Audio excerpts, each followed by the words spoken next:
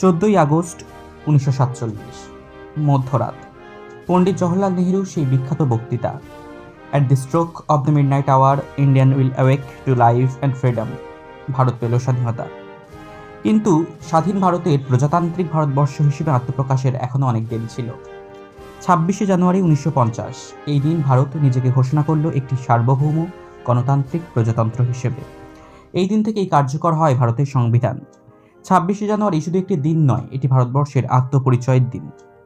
আমরা সবাই জানি ভারতবর্ষের সংবিধানের প্রণেতা বাবা সাহেব আম্বেদকরের কথা, কিন্তু জানেন কি, কে ভারতবর্ষের সংবিধান নিজের হাতে লিখেছিলেন? হ্যাঁ, ভারতবর্ষের সংবিধান পৃথিবীর এমন একটি সংবিধান যেটি প্রথম লেখা হয় সম্পূর্ণভাবে হাতে লেখা সংবিধান।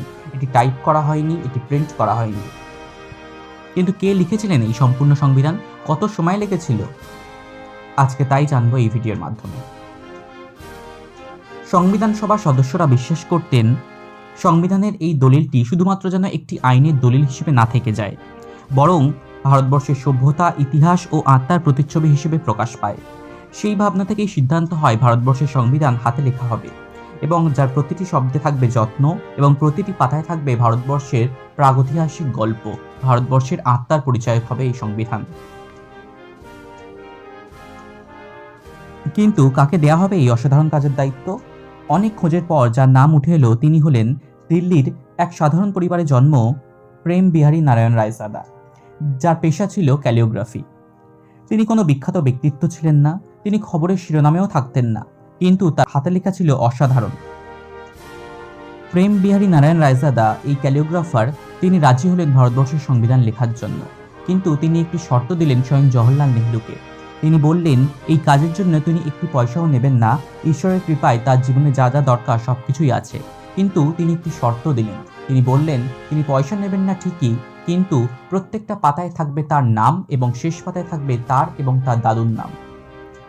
এবং জওহরলাল নেহরু সেই দাবি, সেই শর্ত মেনে নেন এবং আজও কিন্তু ভারতবর্ষের মূল সংবিধান, হাতে লেখা সংবিধান, সেখানে কিন্তু এখনো প্রত্যেকটা পাতায় জলজল করছে প্রেম বিহারী রায়জাদার নাম এবং শেষ পাতায় জলজল করছে তার এবং তার দাদুর নাম।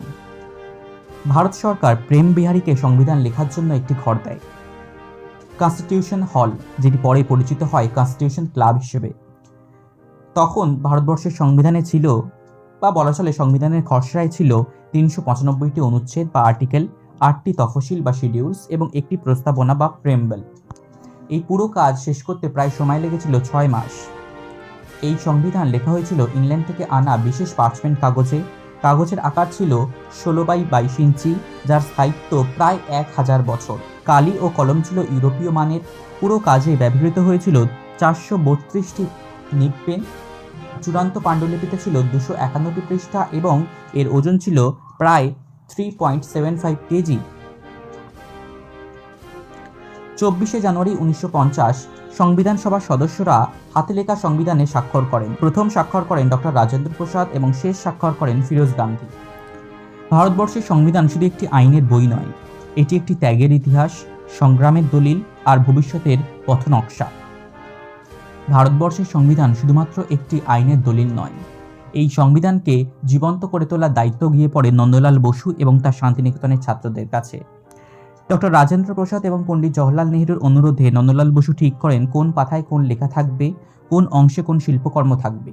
আর এই শিল্পকর্মগুলোর মাধ্যমে শুধুমাত্র ভারতীয় সংবিধানকে সাজিয়ে তোলা হয়নি, এই শিল্পকর্মগুলো ছিল ভারতবর্ষের হাজার হাজার বছরের যাত্রাপথ।